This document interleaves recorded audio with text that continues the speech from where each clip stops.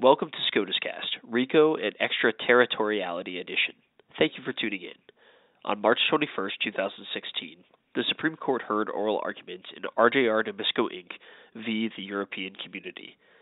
The European Community and 26 of its member states sued RJR Nabisco in the U.S. District Court for the Eastern District of New York, alleging that RJR conducted a global money laundering enterprise in violation of several laws, including the Racketeer Influenced and Corrupt Organizations Act, a federal statute.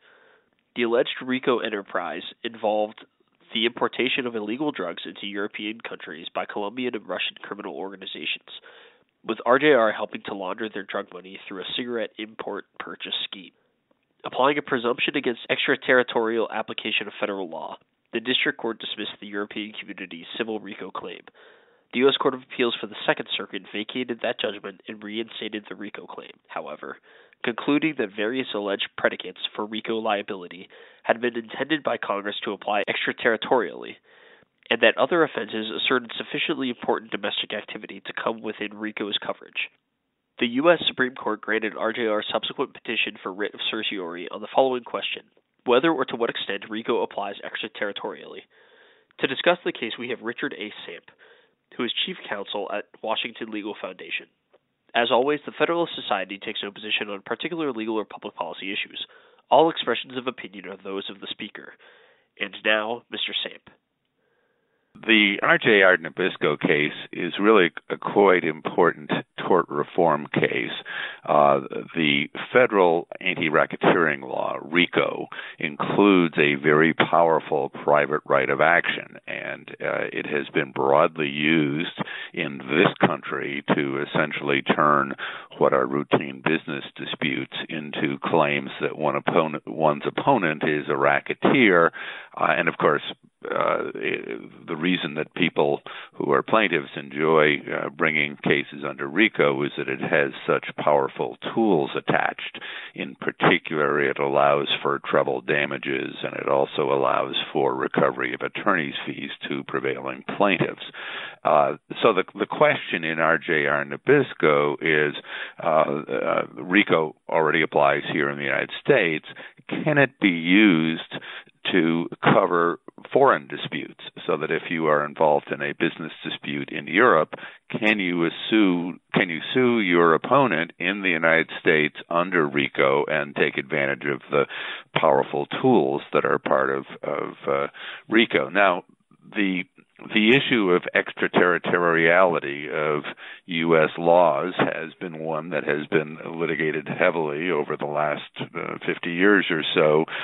Most prominently, a decision by the court in 2010 by the name of Morrison versus National Australia Bank seemed to put some real brakes on the overseas application of U.S. laws. In particular, Morrison said, quote, when a statute gives no clear indication of an extraterritorial application, it has none. So in the Morrison case, the question was securities fraud. And in that particular case, the securities were exchanged in Australia. However, there was some U.S. Nexus of the lawsuit. In particular, the allegation was that the securities issuers in Australia had failed to provide information about fraud in connection with bank loans within the United States, and so the claim was that U.S. securities laws could apply because of that U.S. nexus.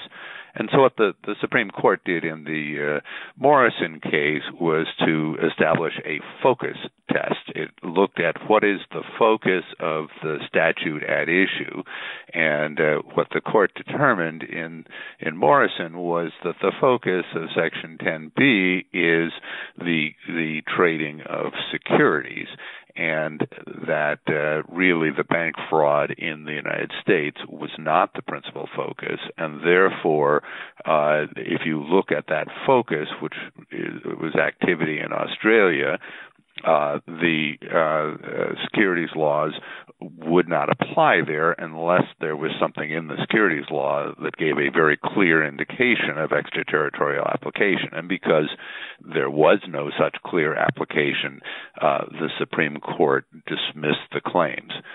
Another very important extraterritorial decision from the court came in 2013 in a case by the name of Kiobel versus Royal Dutch Petroleum.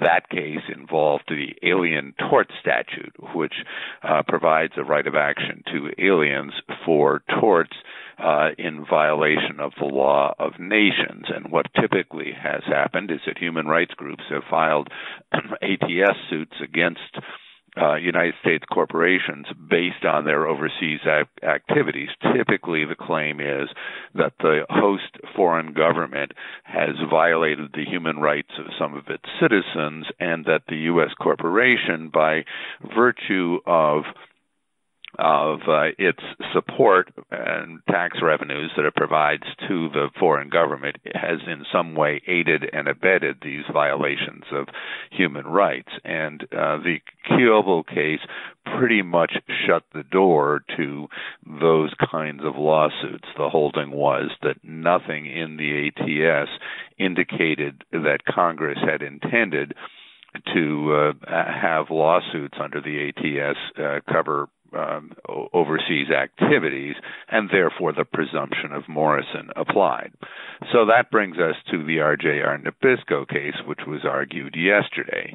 The basic factual allegations is that RJR, along with every other major tobacco company and every major liquor company, had been engaged in a money laundering scheme in Europe, and the basic argument was that drug dealers in South America had been selling drugs in Europe, and then they get euros, and then they sold those euros to money dealers in Europe so that they could get dollars in return, and then those dollars were provided to wholesalers for tobacco in Europe, and those wholesalers brought their dollars to RJR and others and said, we want to buy some cigarettes, and RJR sold them their product, which is of course what they normally do. So RJR is not alleged to have had any direct involvement with any drug dealers, but it's alleged to have apparently taken cash for the sale of its product, and that therefore they were complicit in money laundering. And it's important to note that this money laundering activity is not alleged to have taken place in the United States. It's alleged to have taken place either in South America or in Europe. So the question is, does RICO apply to these overseas activities? And so I think it's important to go through RICO very briefly. It's a complicated statute. There are three basic prohibited activities that are covered in 18 U.S.C. Section 1962. First of all, the people are prohibited from investing the proceeds from any pattern of racketeering activities in an enterprise. And the essential genesis of the RICO statute was to go after organized crime in the United States, and it was, and of course, the organized crime would generate proceeds, and then they would invest in legitimate enterprises and take over those enterprises. So that's 1962A, which talks about investing the proceeds of racketeering activities.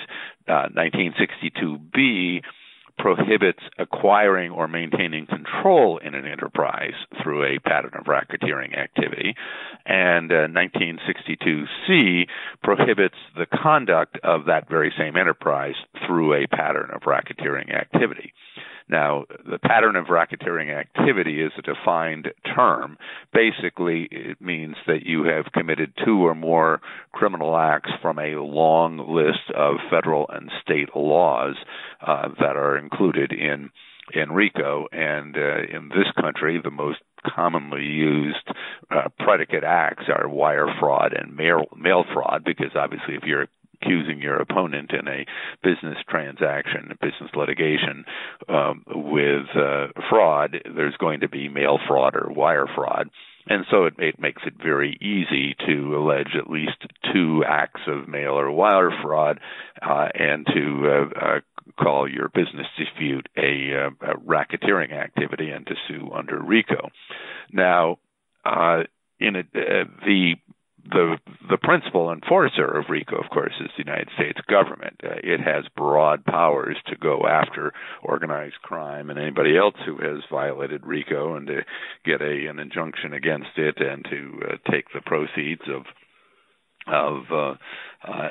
any of these racketeering activities and to give lengthy jail sentences to the racketeers.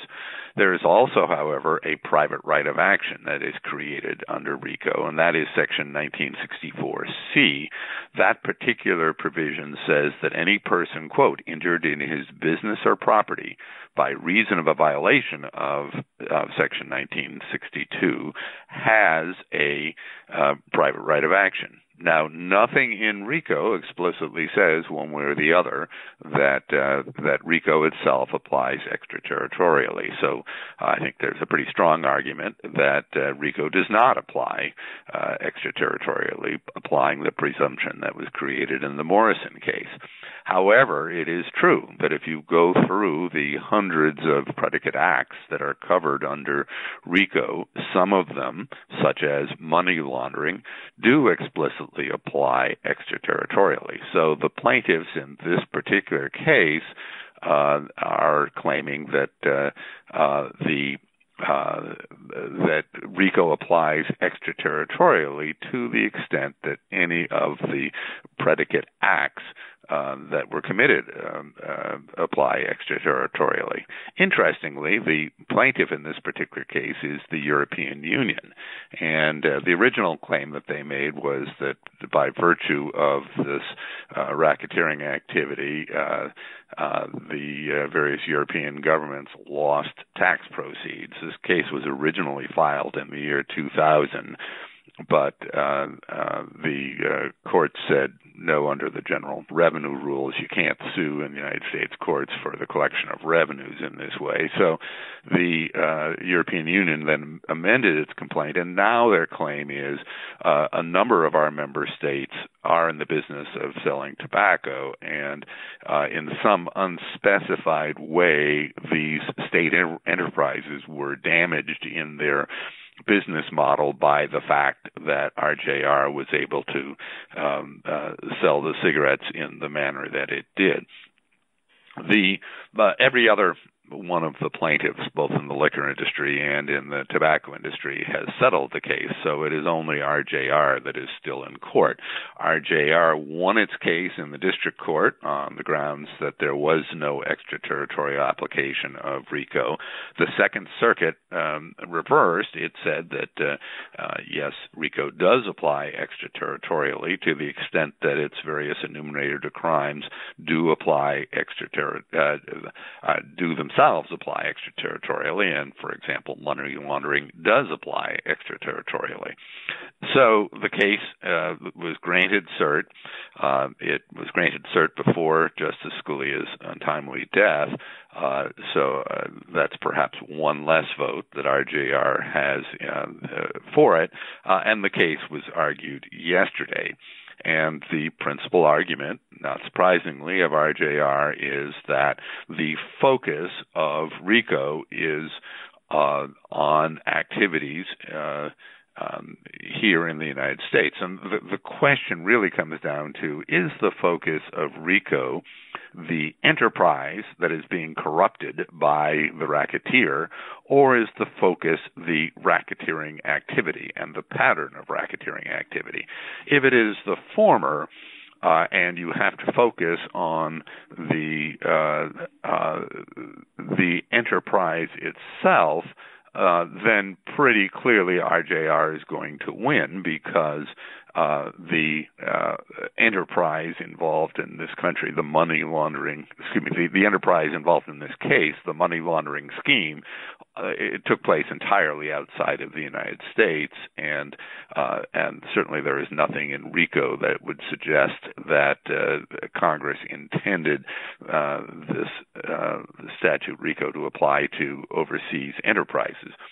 On the other hand, if the focus is the pattern of racketeering activity, then given that some of that racketeering activity consists of predicate acts that are themselves applicable extraterritorially, then there is at least a plausible argument to be made for the EU in this case that they do have a plausible cause of action. The United States has intervened in the case by filing an amicus curiae brief, and the United States, interestingly, took a middle position in the case. What it said was, on the one hand, we think that the focus of Section 1962 that sets forth the prohibitions, that portion of the statute has two focuses. It focuses both on the enterprise and on the racketeering activity. And since racketeering activity, at least some of it, does apply extraterritorially, the United States government says that the prohibitions do apply to activities that occurred in Europe. And so that means, of course, the United States, if it so chose, would be permitted to bring criminal actions against companies that were engaged in activity in Europe that violated one of the predicate statutes.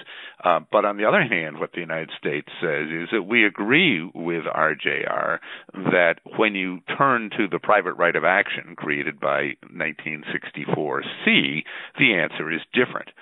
That according to the United States, you must have an injury here in the United States in order to have a cause of action.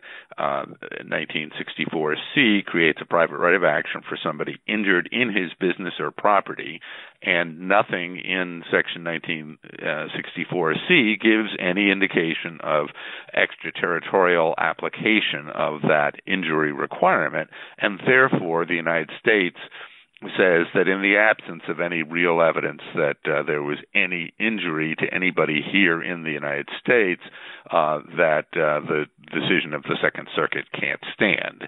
The United States was willing to say the case maybe should be remanded to the lower courts to give the EU an opportunity to establish some sort of injury within the United States, but I think it would be very difficult to show such an injury. So the bottom line really is that the United States is on RJR's side in this case. Now, in the argument yesterday, interestingly, there were only 7 justices involved. Sandra Sotomayor apparently was involved in this case when it was in the Second Circuit, so she recused herself, so that RJR will only need 4 out of the 7 votes to win. And my very rough head count is of the argument yesterday is that probably the 4 conservatives on the court are going to stick with the decisions that they issued in Morrison and Kiobel and will say no extraterritorial application. That's Roberts, Kennedy, Alito, and Thomas. My guess is that Justice Ginsburg is going to probably vote to affirm, and perhaps Justice Kagan as well. She seemed to think that that you really can't divvy up the statute and say, well, maybe the prohibitions of 1962 apply extraterritorially, but we're not going to apply the private right of action extraterritorially. She seemed to think it should be all one way or the other. So I suspect she may be a vote to affirm as well. Justice Breyer, perhaps, was the most interesting person at oral argument in that he was saying, I want guidance from the State Department and I want guidance from the European community, and I'm just totally confused in this case because normally when we hear from the EU, it's in cases like Kiobel and in various antitrust cases when European states rant and rave about the United States injecting its law into activities taking place in Europe, and it should mind its own business. Yet in this case, we have the EU in Brussels, presumably speaking on behalf of all member states, saying we do want it to apply extraterritorially here. And he was saying basically the overseas application of U.S. antitrust laws has been a disaster over the years, and why do we want to extend it here to the area of RICO, which is likely to cause even more mischief. So he seemed genuinely undecided as to which way he was going to come out. I would say in general, one reaction I had was that the court was perhaps less focused on this case than it has been on some others.